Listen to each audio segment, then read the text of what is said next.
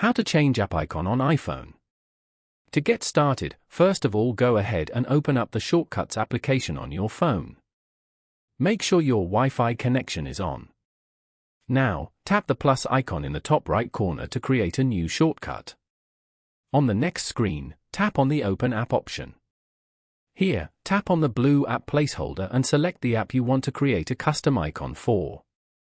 In this case, for example, I am choosing the Netflix app. Then, tap on the drop-down menu icon at the top of the screen and choose Add to Home Screen option. This pops up a preview of the home screen icon. Now, rename the app name and choose a photo for the icon that you want for the app.